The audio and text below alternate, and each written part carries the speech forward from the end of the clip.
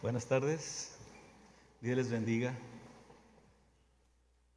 Siempre es un privilegio poder llegar a casa y estar con los hermanos. ¿Ya saludó a la persona que está a su lado? Bueno, dicen que ya nos saludamos, ¿verdad? Dicen que ahora aprendimos a saludar con la sonrisa. Yo no sé si eso sea cierto o no, pero sonríale a la persona que está a su lado, ¿verdad? ¿Ya le sonrió? Sí, ¿verdad? Ni me vio, dijo, ni me vio.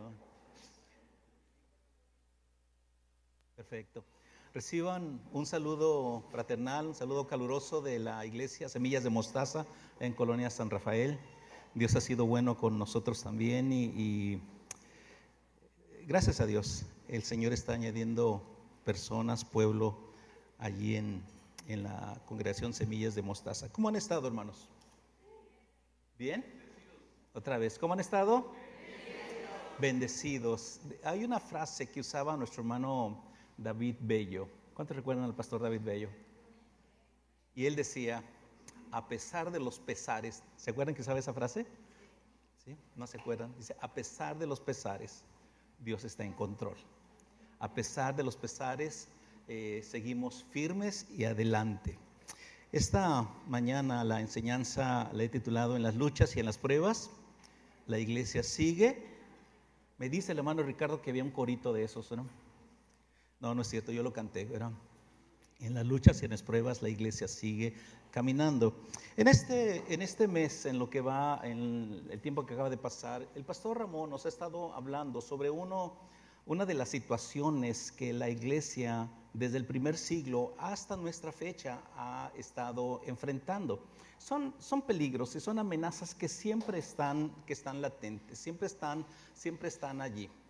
Y quisiéramos decir que sería bueno que no estuvieran, pero todas las situaciones, todos los riesgos, todas las adversidades que nosotros mismos pudiéramos vivir, esos peligros, tienen un plan y un propósito desde la perspectiva de Dios. Tal vez no desde nuestra perspectiva, pero desde la perspectiva de Dios todo tiene un propósito. ¿Han leído Romanos 8:28? ¿Qué dice? Que algunas cosas, ¿no? Cómprense una buena Biblia, ¿verdad? Dice, todas las cosas ayudan para bien. Y para ser honestos, ¿entendemos ese versículo cuando estamos en medio de la tormenta? ¿Entendemos ese versículo a su plenitud, a su cabalidad, cuando estamos con esas situaciones en casa, cuando el diagnóstico del médico no es lo que esperábamos, cuando recibimos una llamada y que no nos gusta, que nos inquieta, que nos incomoda, incluso que nos puede llevar a la ansiedad? ¿Pudiéramos entender ese versículo? Yo creo que no. Hermanos, los peligros y las acechanzas a la iglesia han estado desde el mero principio. ¿Estamos de acuerdo? Decía que la carta que el pastor Ramón utilizó, la carta de Judas, ¿saben cuándo fue escrita, mis hermanos? Hace cerca de 2000 años. Es decir, a la par de la iglesia nacieron las adversidades, nacieron las acechanzas, nacieron los peligros. ¿Por qué? Porque Satanás va a hacer todo lo posible porque la iglesia no cumpla su propósito, porque la iglesia no alcance los planes de Dios. Y cuando estamos hablando de iglesia, ¿de quién estamos hablando? Dijo alguien, nosotros me suena a montón. ¿De quién está hablando? De mí, ¿verdad? Y Él va a hacer su trabajo y Él va a hacer todo lo que esté a su alcance, ¿verdad? Y va a utilizar toda la herramienta, todas las armas que sean posibles para que tú o yo no cumplamos con el propósito de Dios. Pero hermanos, la iglesia por 2000 años ha salido adelante. La iglesia, a pesar de todo, a pesar de todas las adversidades, de todas las acechanzas, de todos los peligros, la iglesia está aquí y estamos aquí ahora. ¿Alguien dice amén? Podemos darle un aplauso a nuestro Dios porque hoy estamos aquí.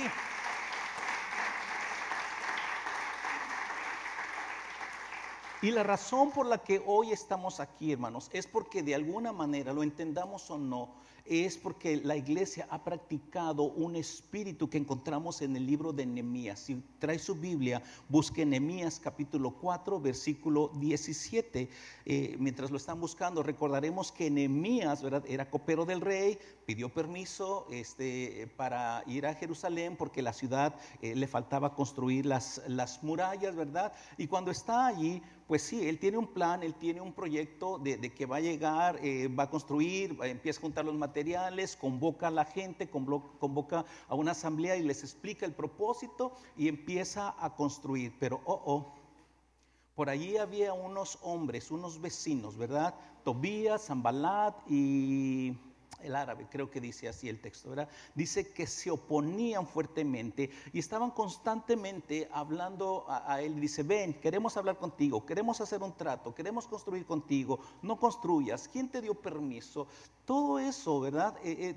Despertó en Nehemías una estrategia. ¿Ya llegaron a Nehemías? Capítulo 4, versículo 17, dice de la siguiente manera: los que edificaban en el muro, los que acarreaban y los que cargaban, con una mano trabajaban en la obra y con la otra, es decir, mientras edificaban la muralla de protección alrededor de Jerusalén, había un espíritu de alerta en cada una de las personas. Y es ese espíritu, hermanos, ¿sí me explico? Es ese espíritu que a lo largo de 2000 años, de una forma o de otra, en las formas en que Dios quiere utilizarlo, ha sido con la iglesia, y por eso estamos aquí, mis hermanos. Porque tenemos ese trabajo. Es decir, si aplicamos esto a la iglesia, podemos decir que mientras se sigue construyendo y expandiendo la iglesia, también debemos estar alertas contra cualquier amenaza, que era lo que el pastor nos estaba enfocando. ¿Y por qué tenemos que estar alertas contra las amenazas de afuera? Efesios capítulo 4, versículo 14. No van a aparecer en pantalla, así que puede anotarlo en su cuaderno o buscarlo en su Biblia. Efesios capítulo 4, versículo 14 nos da la razón por la que tenemos que estar alertas. Dice: entonces ya no seremos inmaduros como los niños, no seremos arrastrados de un lado a otro. Está en la versión Nueva Traducción Viviente, ¿sí? No seremos arrastrados de un lado a otro, ni empujados por cualquier corriente de enseñanzas. No nos dejaremos llevar por personas que intentan engañar con mentiras tan hábiles que parecen la verdad. Necesitamos, como iglesia, como familias y como individuos, sí, estar haciendo lo que el Señor nos ha pedido hacer como iglesia.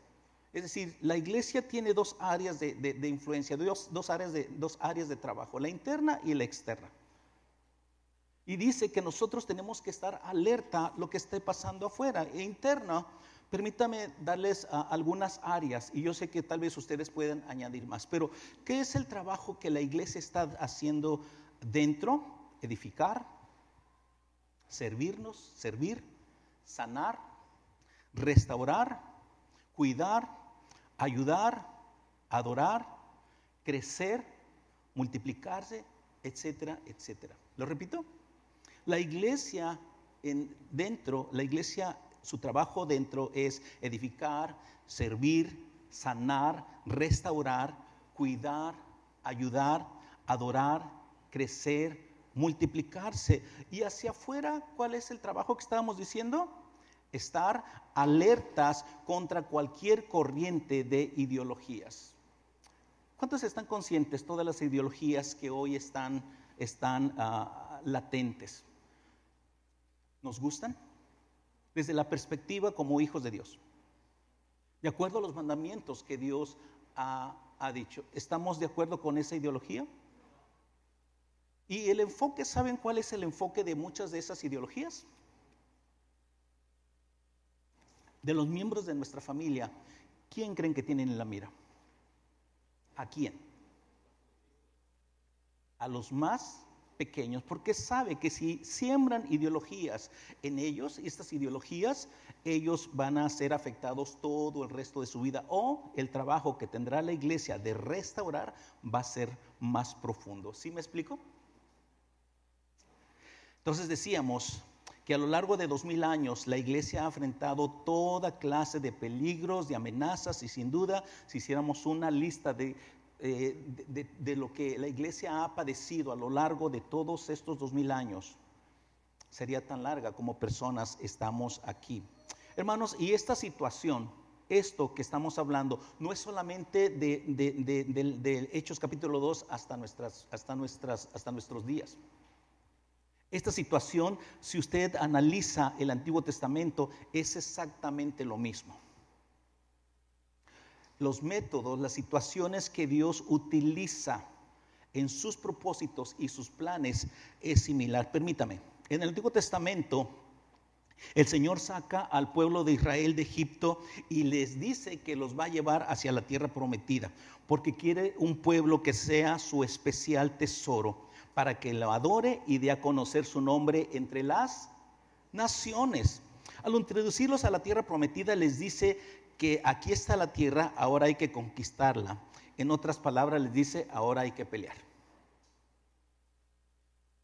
Pregunta, vamos a jugar con la retórica. Dios no podía mandar un ángel o un grupo de ángeles para destruir a todos los que estaban viviendo en lo que era la tierra prometida, ¿sí o no? Por supuesto. ¿Por qué Dios entonces no hace eso y se las pone fáciles al pueblo de Israel? Decir, órale, agarren y váyanse para donde quieran. No, les dice, ahí está la tierra prometida, ahora tienen que conquistarla. Repito, era fácil para Dios limpiar el camino, pero hermanos, los planes y propósitos de Dios en el pueblo de Israel, ahora los podemos ver porque están de aquí hacia el pasado. Pero mire, ¿recuerdan que de dónde había salido Israel? De Egipto. ¿Qué habían estado haciendo en Egipto? Siendo fuerte. ¿Qué estaban siendo? Esclavos. Mis hermanos, Dios quería quitar de ellos el espíritu de esclavitud que pudieran haber arrastrado y llevarlos a tener un espíritu de conquistadores. Dios necesitaba quitar cualquier residuo, cualquier cosa que pudieran ellos traer, porque ellos, si ustedes leen el libro de los Éxodos, ellos traían muchas cosas a pesar de que habían visto los milagros, abierto el mar, las plagas. Nos encontramos con pasajes con que después de todo esto les dicen, los que tengan todavía imágenes, ídolos, quítenlas. Dice, ¿cómo? Entonces Dios quería quitar de ellos ese espíritu de esclavitud, cualquier cosa que les recordara el Egipto y hacer de ellos una nación santa, una nación que fuera exclusiva para ellos y darles una mentalidad de conquistadores. Por eso es que Dios les deja esas naciones para que ellos sean entrenados en las luchas y ellos sepan la capacidad que tienen con la ayuda de Dios y con la fuerza de Dios para poder vencer. Si aplicamos esto a la iglesia, mis hermanos, el Señor por medio de Jesús, el Mesías, nos ha sacado de ese Egipto. ¿A cuántos el Señor los ha sacado de ese Egipto? Nos ha sacado de ese Egipto y dice que nos ha trasladado al reino de su luz admirable para ser un pueblo, ¿sabe qué, hermanos? Un pueblo de reyes y sacerdotes. Y también trabaja en nuestras vidas para quitarnos esa mentalidad que traíamos de Egipto. Porque algunos todavía tenemos residuos de ese Egipto. Algunos todavía traemos, y ahorita lo vamos a analizar en una de las cartas, traemos situaciones y costumbres y hábitos de ese Egipto. Y Dios pone delante de nosotros esas situaciones adversas, esas áreas que necesitamos conquistar. ¿Por qué? Porque eso es lo que prueba que sí podemos con la ayuda de Dios. La única manera de quitar esa mentalidad es por medio de las luchas, las pruebas y las adversidades. Las adversidades tienen el propósito de transformar nuestra mentalidad, nuestro carácter de Egipto a la mentalidad y al carácter de Cristo Jesús. Eso es lo que va a buscar el Señor cuando regrese por su iglesia. No cuántas obras hicimos, no cuántos viajes misioneros hicimos, no cuánto donamos y ofrendamos. ¿Qué es lo que va a buscar el Señor en su iglesia? El carácter de Cristo, mis hermanos. La imagen de Cristo. Y por eso es que Dios va a utilizar todos los medios, todas las situaciones adversas en nuestra vida. Situaciones adversas que están fuera de nuestro alcance. Decía el pastor hace un momento, cuando nosotros nos metemos en problemas, ahora sí, pues es nuestro problema, ¿no? Y aún así el Señor tiene misericordia. ¿Alguien dice amén? Aún así el Señor tiene. Pero estamos hablando de esas situaciones que están fuera de tu alcance. Cuando tú has trabajado en casa por inculcar los valores y principios y de repente alguien, un miembro de tu familia empieza con situaciones que tú dices, ¿de dónde aprendió esto? No tienen que levantar la mano, pero han estado allí. Yo he estado allí. Y es doloroso cuando tienes que estar enseñando, tienes que estar ministrando a los niños, a los hijos, y volteas y dices, ¿y esta ovejita qué le pasó? ¿Sí me explico? Son situaciones adversas cuando el diagnóstico del médico, cuando me llamó mi hija hace algunos años atrás, Basti, dice papá, dice me habló, dice, ve con Basti. Están diciendo que tiene un tumor. Y solo de oír la palabra, hermanos, tiemblan las piernas. ¿Alguien me entiende? Dios ha sido fiel.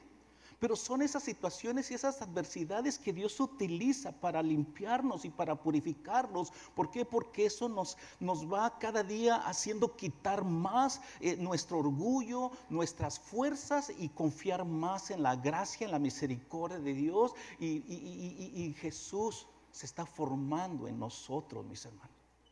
Y eso es lo que Dios va a buscar cuando Él regrese.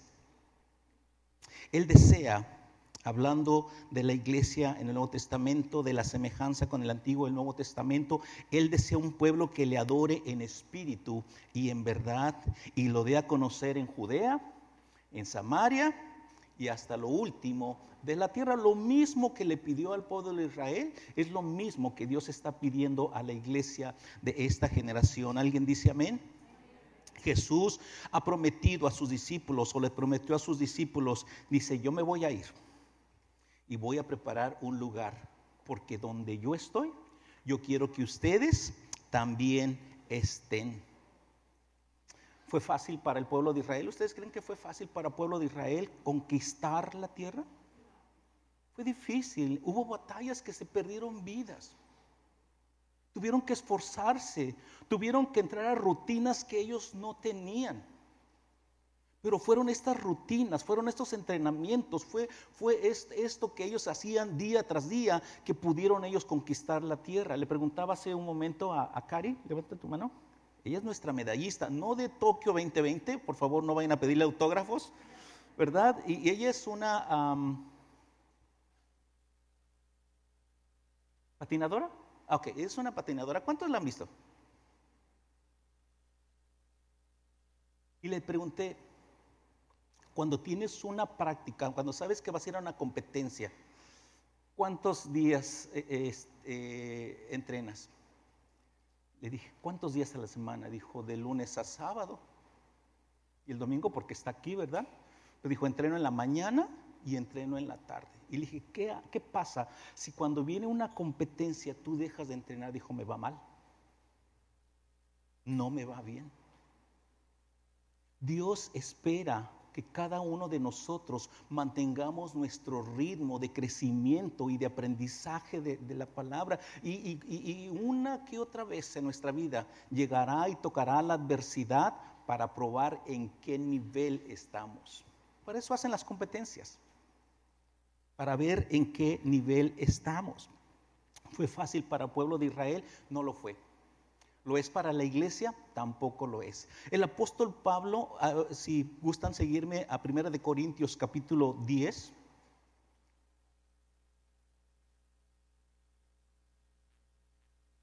Y empezando del versículo 1, y Pablo está hablando a una iglesia a la iglesia de todos los siglos, y él está diciendo, ojo, miren lo que le pasó al pueblo de Israel, tengan cuidado. ¿Ya llegaron? 1 Corintios capítulo 10 dice, porque no quiero, hermanos, dice Pablo, que ignoréis de que nuestros padres todos, digan conmigo todos estuvieron bajo la nube y todos pasaron el mar. Y todos en Moisés fueron bautizados en la nube y en el mar. Y todos comieron el mismo alimento espiritual y todos bebieron de la misma bebida espiritual, porque bebían de la roca espiritual que los seguía, y la roca era Cristo. 5. ¿Cómo empieza el 5? Fuerte, díganlo. Yo le hubiera dicho, Pablo, ¿estás seguro que escuchaste del Espíritu Santo decir pero? Porque íbamos bien, dices que todos caminaron, que todos iban bajo la nube, que todos cruzaron el mar, que todos bebieron, que todos, y de repente dices pero. Bueno, si cuando el Espíritu Santo pone un pero, debemos levantar nuestras antenitas de vinil, ¿verdad? Y ver qué es lo que el Espíritu Santo quiere decir. Dice, pero de los más de ellos no se agradó Dios, por lo cual quedaron postrados en el desierto. Escuchen lo que dice 6. Mas estas cosas sucedieron como ejemplo. ¿Para quién? Para nosotros. Es decir, no podemos olvidar lo que pasó con el pueblo de Israel, las situaciones que pasó, porque dice aquí, estas cosas han quedado escritas para nosotros, para que, 6 dice, para que no codiciemos cosas malas como ellos codiciaron. 7, ni seáis idólatras como algunos de ellos, según está escrito, se sentó el pueblo a comer y a beber y se levantó a jugar, ni forniquemos como algunos de ellos fornicaron y cayeron en un día 23,000, ni tentemos al Señor como también algunos de ellos lo tentaron y perecieron por las serpientes, ni murmuréis como algunos de ellos murmuraron y perecieron por el destructor. ¿A quién está hablando Pablo? Fuerte, ¿a quién? A la iglesia. No está hablando a incrédulos, mis hermanos. ¿Sí me explico? No está hablando a incrédulos, está hablando a la iglesia y dice, hermanos, tengan cuidado, ojo con lo que hay allá. No repitamos las mismas situaciones. Versículo 11. Y estas cosas les acontecieron como ejemplo y están escritas para amonestar al vecino, ¿no? Al de enfrente. ¿A quién? A nosotros. Otra vez, si lo hacemos más personal, a mí, a quienes han alcanzado los fines de los siglos. Todos los que tengan su Biblia, en el versículo 12 lo leemos juntos. 1, 2, 3. Así que el que piense estar firme, mire que no caiga. ¿A quién le está diciendo esta amonestación el Espíritu Santo? A mí, a la iglesia. Y esta es una advertencia, mis hermanos, que a través de estos 2000 años ha venido y ha estado presente en la iglesia.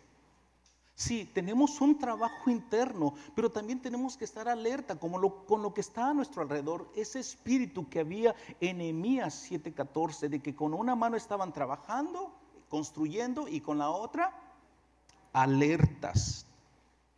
Pablo les está diciendo, aprendamos del pueblo de Israel. Hermanos, el Señor utilizó situaciones adversas para probar el corazón del pueblo, y dice, para saber si ustedes iban realmente a obedecerme. Hermanos, la metodología de Dios no ha cambiado. Dios sigue utilizando situaciones adversas, nos pone esas situaciones ¿para qué? Para probarnos qué es lo que realmente hay en nuestro corazón. Lo entendamos o no, las situaciones adversas son pruebas que el Señor permite y son nuestras aliadas. Repita conmigo, las situaciones adversas son nuestras aliadas. Como a 2 o 3 se nos fue el gozo, ¿verdad? Las situaciones adversas, ¿qué son? Nuestras aliadas. y tienen un propósito desde la perspectiva de Dios. ¿Sabe cuáles son los propósitos de las adversidades y situaciones adversas? ¿Alguien ha tenido, a lo mejor, alguien ha tenido alguna situación difícil en su vida que dice, esto está más allá? Benditos sean los 4, vamos a orar por los 5 que levantaron la mano. ¿Alguien ha atravesado situaciones que van más allá de tus fuerzas, que dices, esto creo que no lo voy a soportar? Y es cuando pasa dentro de la casa, como que el dolor se intensifica, ¿sí o no? Santiago capítulo 1.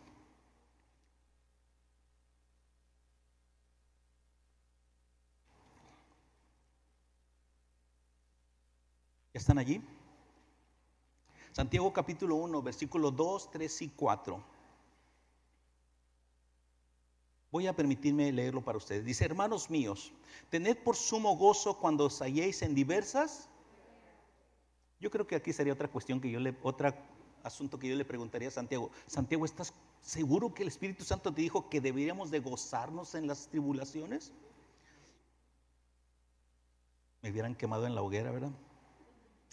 Tened por sumo gozo cuando os halléis en diversas pruebas, sabiendo que la prueba de vuestra fe produce paciencia, mas tenga la paciencia su obra completa, para que seáis perfectos y cabales, sin que falte cosa alguna. Mis hermanos, 2 cosas busca Dios, o es uno de sus objetivos cuando nos permite atravesar situaciones difíciles.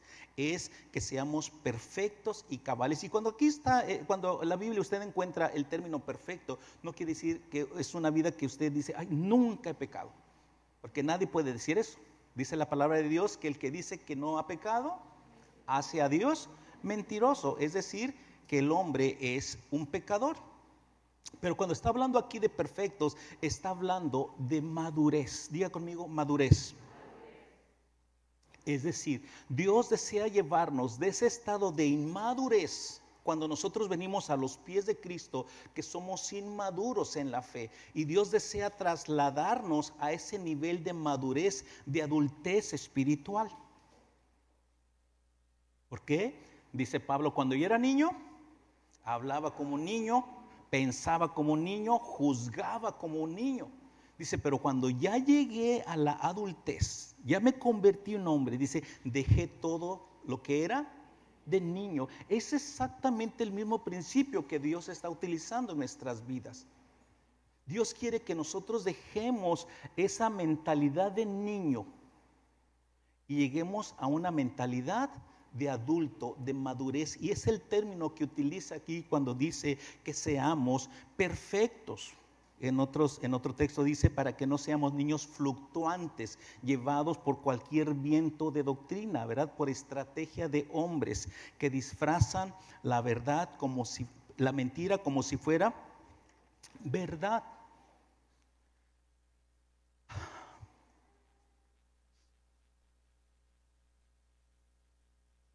¿Cómo aplicamos esto? ¿Y cómo sabemos que estamos caminando en esta dirección? Hebreos capítulo 5. Voy a leerlo en la Nueva Versión Internacional. Hebreos capítulo 5, versículo 12 al 14. Díganme amén cuando hayan llegado allí. Lo voy a leer en la Nueva Versión Internacional. Dice, amén. Dice, en realidad, versículo 12, 5, 12 de Hebreos. En realidad, a esas alturas ya deberían ser maestros, y sin embargo necesitan que alguien vuelva a enseñarles las verdades más elementales de la palabra de Dios. Dicho de otro modo, necesitan leche en vez de alimento sólido. El que solo se alimenta de leche es inexperto en el mensaje de justicia. Es como un niño de pecho. 14. En cambio, el alimento sólido es para adultos, para los que tienen la capacidad de discernir, de distinguir entre lo bueno y lo malo, pues han ejercitado su facultad de percepción espiritual. Tener madurez es para entender lo riesgoso. En una de las áreas que aplicamos es para entender lo riesgoso que es jugar con el pecado. Lo repito, tener madurez es entender lo riesgoso que es coquetear y jugar con el pecado. Y Satanás no está jugando con nosotros. Dice que el ladrón, ¿verdad? Hablando de Satanás, viene para hurtar, matar y destruir. ¿A quién? ¿A quién? A mí. Él no está jugando. Y aquí Pablo está diciendo, hermanos, esa madurez les va a ayudar a ustedes a distinguir entre lo bueno y lo malo y a discernir las cosas de una manera espiritual y no acercarnos, aplicándolo en esta área, ¿verdad? Del pecado, no acercarnos hacia allá. Un hombre buscaba a alguien, un chofer hábil, alguien que fuera diestro en los caminos de terracería, etcétera, etcétera. Tenía que trasladarse a cierto lugar y puso un anuncio de quién quería, quién le gustaría ser contratado, y hubo aplicaciones, ¿verdad? Y él les hacía esta pregunta: si tuviéramos que ir por un camino, por un sendero, así donde no hay protección para este lado, allá en las montañas, dice, ¿qué tan hábil eres de acercarte y decir, hasta aquí puedo y no me caigo? Dijo, no, pues el primero dijo, como 1 metro, y yo puedo llevarlo a usted y le garantizo que va a llegar. ¿Y usted? El siguiente, no, pues yo menos, ¿verdad? Como 1/2 metro, y todavía dijo, puedo. Y así fueron reduciendo. Por fin pasó el último. Le dijo, ¿qué tanto puedes acercarte a la orilla y saber que no nos va a pasar nada? Dice, mire, Señor, yo aprecio mi vida, necesito protegerme, y entre más lejos, para mí es mejor. Tal vez no me contrate, pero yo me haría hasta el otro lado. Dijo, quedas contratado. Como cristianos, a veces andamos viendo hasta dónde se estira la liga, hasta dónde podemos llegar. Y dice la palabra que Satanás está como un león rugiente buscando a quien devorar. Cuando nosotros estamos diciendo, ok, estamos caminando hacia la madurez, no andamos preguntando si podemos o no podemos, sino el Espíritu Santo que vive con nosotros nos alerta. Bueno, Él ha puesto, si dijimos, ok, no soy tan sensible al Espíritu Santo, no lo entiendo, nos ha puesto una partecita que se llama sentido común. Y el Señor utiliza el sentido común, el Señor utiliza el Espíritu Santo y nos dice, no lo toques, no abras, no juegues. Y eso nos lleva, o vamos viendo que vamos creciendo hacia la madurez. Dijo Pablo, todo me es lícito, pero no todo me conviene. Todo me es lícito, pero no todo me edifica. Allí mismo en Santiago estamos analizando que Dios utiliza las adversidades para llevarnos a la madurez. Dice Santiago, que seamos perfectos, pero también dice que seamos cabales. Y cabales tiene que ver con completar, algo que está completo. Y el trabajo que Dios está haciendo aquí, mis hermanos, es que nosotros tengamos todas las herramientas necesarias para poder enfrentar esas luchas que tenemos. Pero al menos que nosotros nos dejemos ser guiados por el Espíritu Santo, a menos que nosotros vayamos a la palabra, a menos que nosotros practiquemos. Digan conmigo, practiquemos. Porque una cosa es que nosotros entendamos, que nosotros analicemos, y la otra más importante es que nosotros practiquemos. Y Dios espera que todos los recursos que Él nos da, que ha puesto a nuestra disposición, es para que nosotros practiquemos y vivamos lo que Él ha mandado. Porque si no practicamos, mis hermanos, ¿saben a dónde vamos a llegar? dicen en mi rancho, a ningún lado. Para que seamos completos, y esto tiene que ver con que seamos perfectamente equipados. Hay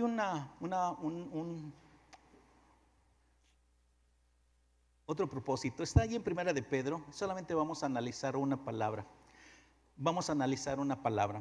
Primera de Pedro capítulo 5 y versículo 10. Cuando lleguen allí me dicen amén.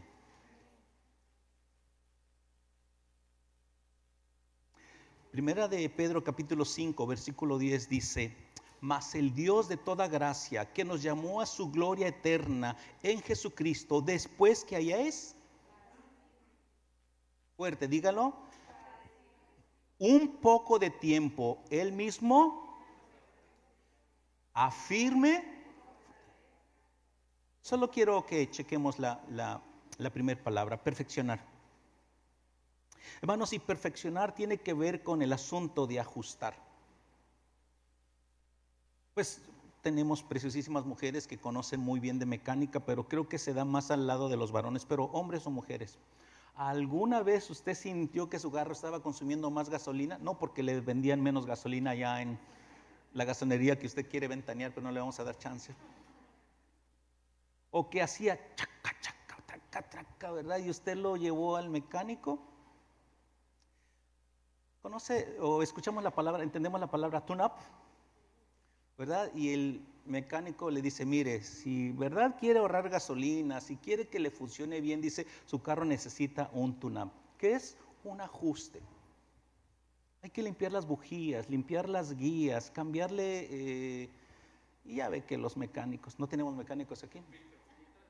¿Sí? Son muy lindos, ¿verdad? Digo, ¿verdad?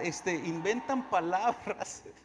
Inventan palabras y cosas y todo esto es lo que necesita. Pues está bien, hágaselo. Pero cuando le entregue el carro, usted sabe que su carro quedó ajustado. ¿Sabe dónde se aplica este término? Aquí, en los instrumentos. ¿Cuántos de sus hijos que aprendieron a tocar instrumento las primeras veces usaron ustedes de estas cosas? ¿Verdad? Que estaban dándole y dándole y dándole, ¿verdad? Ya le daban ganas a usted de meter la mano también, ¿verdad? Y decir, mira, así se hace. ¿Qué tuvieron que hacer? Si el instrumento no estaba afinado, ¿qué tenían que hacer? Afinarlo para que pudiera funcionar para lo que fue diseñado. Cada uno de nosotros fuimos diseñados y tenemos diseños diferentes, mis hermanos. Tal vez las situaciones que tú vivas, volteas a ver a alguien y le dices, oye, te ahogas en un vaso de agua. Para esa persona y en el nivel de crecimiento, posiblemente sí se ahoga en un vaso de agua. Otros tal vez tengamos más resistencia. Pero el diseño que Dios tiene para las personas es único. ¿Alguien dice amén? Los planes y propósitos que Dios tiene son únicos y Él los va a cumplir. Él quiere quitar de nosotros toda mentalidad que pudiéramos traer de ese Egipto, quitarnos la mentalidad de esclavos y darnos mentalidad de conquistadores.